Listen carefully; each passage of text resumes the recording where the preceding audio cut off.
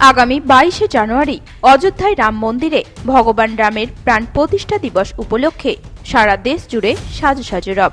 তারই প্রেক্ষাপটে রাজ্যের মুখ্যমন্ত্রী মমতা বন্দ্যোপাধ্যায়ের ঘোষণা অনুযায়ী সেই দিন তৃণমূল কংগ্রেসের পক্ষ থেকে সম্প্রীতির যাত্রা করা হবে। শুক্রবার হরিরামপুর ব্লক তৃণমূল কংগ্রেস কার্যালয়ে এই সম্প্রীতির যাত্রা নিয়ে একটি সাংগঠনিক আলোচনা সভা অনুষ্ঠিত হয়।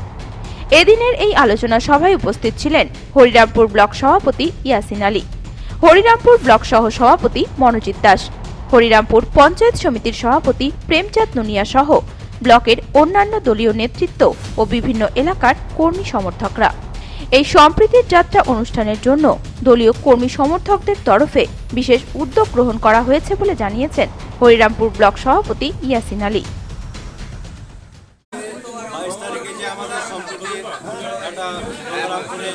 আমাদের প্রোগ্রাম হবে সম্প্রীতির বার্তা আমরা হরিরামপুর ব্লকে প্রত্যেক অঞ্চলে অঞ্চলে পাঠিয়ে দিলাম, যেন আমাদের সেদিন লোকজন নিয়ে গঙ্গরামপুরে সকলেই মিলে গিয়ে সম্প্রীতির প্রোগ্রামটা করতে পারি এবং ব্যাপক পরিমাণে আমরা হরিরামপুর ব্লকে লোক নিয়ে যেতে পারি।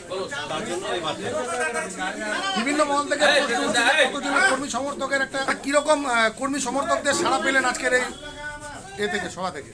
কর্মী সমর্থকদের প্রচুর আনন্দ উৎসাহ নিয়ে তৈরি আছে। আমাদের হরিরামপুর ব্লকের যারা মূল কাণ্ডারি সকলেই পার্টি অফিসে এসছেন, তারা খুব আনন্দিত যে আমরা সম্প্রীতির প্রোগ্রামটা যে করব গঙ্গরামপুরে, তাতে খুব উদ্যোগ নিয়েছে। হরিরামপুর থেকে বিশেষ প্রতিবেদন, নিউজ টুডে।